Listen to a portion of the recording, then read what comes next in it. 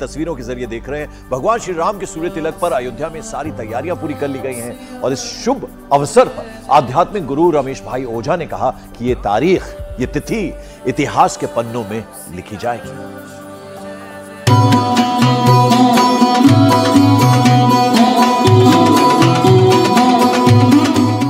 कर्म प्रधान विश्व करी राखा, जो जस करहि सु तस फल चाखा। और काउन को सुख दुख कर दाता, निज कृत कर्म भोग सब भ्राता। अतः अपने कर्मों की जिम्मेदारी अपनी है। इस वक्त मेरे साथ भाई श्री रमेश भाई ओझा जी मौजूद हैं।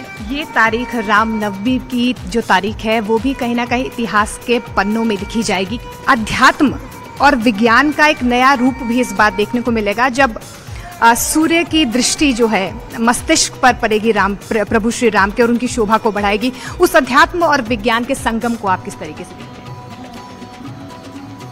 राम जी सूर्यवंश में प्रकट हुए हैं और सूर्य नारायण कर्म में प्रेरित करने वाले देव है, बुद्धि को प्रकाशित करने वाले देव है। सनातन हिंदू धर्म में गायत्री मंत्र जो वेदों का सार माना जाता है और सभी वेदों में है, उसमें ये प्रार्थना करी गई है कि धियो यो नः प्रचोदयात्, नः हमारी धिय बुद्धि को प्रचोदयात् प्रेरित करे। कौन? तत्सवितुः, वो सविता देव। तो निश्चित रूप से वो सविता गायत्री मंत्र के अनुसार केवल आकाश में दिखने वाला ये सूर्य नहीं है, वो उस सविता की बात है जो अनंतानंत ब्रह्मांडों का प्रसविता है। यतो वायुमानि भूतानि जायन्ते येन जातानि जीवन्ति ये यत् प्रयन्त्यभिसंविशन्ति तद विजिज्ञासस्व तत् ब्रह्मेति, ऐसा जो उपनिषदकारों ने कहा है। लेकिन सूर्य नारायण बुद्धि को प्रेरित करते हैं, बुद्धि को प्रकाशित करते हैं और कर्म में प्रवृत्त करते हैं। तो भगवान श्री कृष्ण, जिनको हम जगतगुरु कहते हैं, वो भी भागवत जी में कह रहे हैं कर्मणा जायते जंतुः कर्मणैव विलीयते, सुखम दुखम भयम क्षेमम कर्मणैवाभिपद्यते। जब अपने कर्म की जिम्मेदारी अपनी है तब वो कर्म कैसा होना चाहिए? वो कर्म में धर्म की छाया पड़नी चाहिए, धर्म प्रतिबिंबित होना ही चाहिए। वो सिखाने वाला रामचरित्र है। इसलिए श्री राम को रामो विग्रहवान धर्मः, राम धर्म का मूर्तिमंत रूप है, ये कहा गया। अतः राम कथा बहुत ही मार्गदर्शक, प्रेरक और प्रकाशक है, क्योंकि राम तो सबके हृदय में रह रहा है और राम में ही सब हकीकत में रम रहे हैं। हम इसलिए हैं कि हम राम में हैं, हम इसलिए जिंदा है कि राम हमारे में है। तो इस तरह से राममय होकर के जिएं, अपने भीतर के रावण को पनपने ही न दें। तो अपने भीतर के रावण को पनपने न दें और जो राममयी लहर अयोध्या से उठकर पूरे देश भर में जो फैल रही है, उस राममयी ऊर्जा को अपने अंदर हमेशा जीवित रखें। कैमरा पर्सन अनिल सूद के साथ मोनिका ठाकुर, न्यूज़ 18 इंडिया, अयोध्या।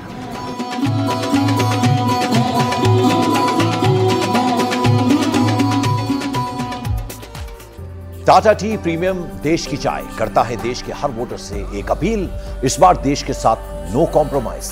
इस चुनाव में वोट जरूर करें।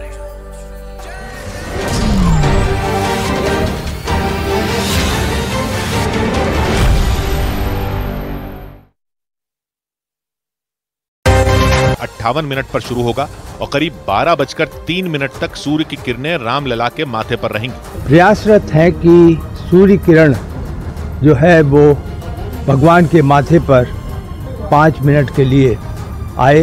इस सूर्य तिलक को अकेले अयोध्या में ही 100 LED स्क्रीन लगाकर दिखाया जाएगा। इसके अलावा पूरी की पूरी अयोध्या को रंग बिरंगे फूलों से सजाया जाएगा। यह भव्यता दिव्यता जो अपने आप में अलौकिक हो। राम मंदिर के बनने के बाद ये रामनवमी का पहला कार्यक्रम होगा। माना जा रहा है कि इस बार वहां ऐसा भव्य कार्यक्रम होगा जैसा पिछले 500 साल में कभी नहीं हुआ और इसी राम जन्मोत्सव कार्यक्रम को दिव्य और भव्य बनाने के लिए पूरी ताकत झोंक दी गई। हालांकि अयोध्या का राम मंदिर इकलौता मंदिर नहीं है जहां इस तरह से भगवान की मूर्ति का सूर्य तिलक किया जाएगा। इससे पहले देश के कई मंदिरों में सालों से सूर्य तिलक की प्रथा निभाई जा रही है और वहां भी ठीक उसी तरह से सूर्य तिलक किया जाता रहा है जैसे रामनवमी पर रामलला की मूर्ति का किया जाएगा। हालांकि इन मंदिरों में सूर्य की रोशनी को पहुंचाने के अलग अलग तरीके इस्तेमाल होते हैं। इनमें महाराष्ट्र के कोल्हापुर में महालक्ष्मी मंदिर सबसे ज्यादा मशहूर है। वहां किरणोत्सव के नाम से मशहूर ये प्रथा साल में 6 बार होती है। इनमें 2 बार सूर्य की किरणें महालक्ष्मी की मूर्ति के चरणों पर, 2 बार किरणें मूर्ति के बीचों बीच और 2 बार पूरी की पूरी मूर्ति पर पड़ती हैं।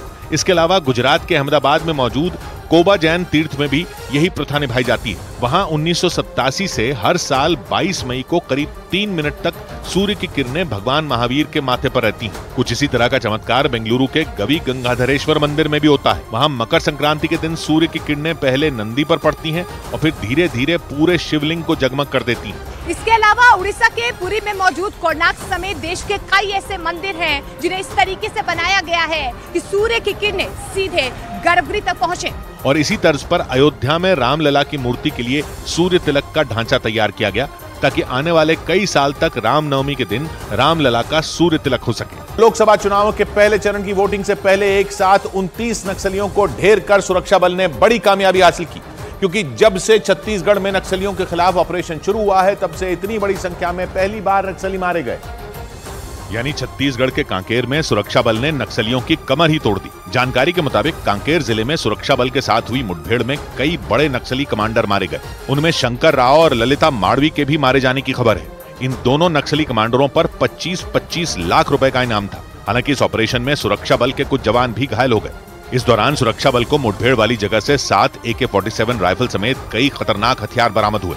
उस मुठभेड़ में हमारा 3 जवान भी घायल हुआ। उनकी स्थिति अभी सामान्य और खतरा से बाहर है। जानकारी के मुताबिक सुरक्षा बल और नक्सलियों के बीच ये मुठभेड़ कांकेर के अबूझमाड़ के जंगल में हुई।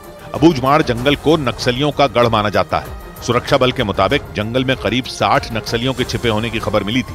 इसकी जानकारी मिलने के बाद सुरक्षा बल ने नक्सलियों के खिलाफ बड़ा ऑपरेशन शुरू किया और फिर मुठभेड़ के दौरान कई नक्सलियों को ढेर कर दिया। और नक्सलियों के साथ ये मुठभेड़ इसलिए भी बेहद अहम है क्योंकि 3 दिन बाद लोकसभा चुनाव के पहले चरण में छत्तीसगढ़ में भी मतदान होगा। हालांकि कांकेर लोकसभा सीट पर दूसरे चरण के तहत 26 अप्रैल को वोटिंग होगी। जानकारी के मुताबिक इस ऑपरेशन में रामदेव नाम के खूंखार नक्सली कमांडर के भी मारे जाने की खबर है और उसका ढेर होना सुरक्षा बल के लिए बड़ी कामयाबी माना जा रहा है, क्योंकि रामदेव नक्सलियों की मिलिट्री कमीशन का टेक्निकल हेड बताया जाता है। इसके अलावा उसे किसी भी तरह के खतरनाक हथियार बनाने में महारत हासिल थी। जानकारी के मुताबिक रामदेव नक्सलियों के लिए हथियार बनाने का काम करने के साथ उन्हें हथियार चलाने की ट्रेनिंग भी देता था। खबर यह भी है कि वो AK-47 जैसे खतरनाक हथियार बनाने में जुटा था। और सुरक्षा बल के सूत्र बताते हैं कि उसके तार पाकिस्तान से भी जुड़े थे। दावा किया जा रहा है कि वो पाकिस्तान से नक्सली ऑपरेशन के लिए हथियारों की सप्लाई तक करवाता था। आरोप है कि रामदेव कई नक्सली ऑपरेशनों में शामिल था और उस पर भी लाखों रुपए का इनाम रखा गया था। उधर मटन मछली पर छिड़ी सियासी लड़ाई में TMC भी कूद पड़ी।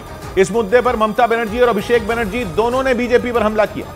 बंगाल की कुछ लोकल मीडिया रिपोर्ट के मुताबिक तो TMC वहां बीजेपी हटाओ माछ भात खाओ नाम का अभियान भी शुरू करने वाली है।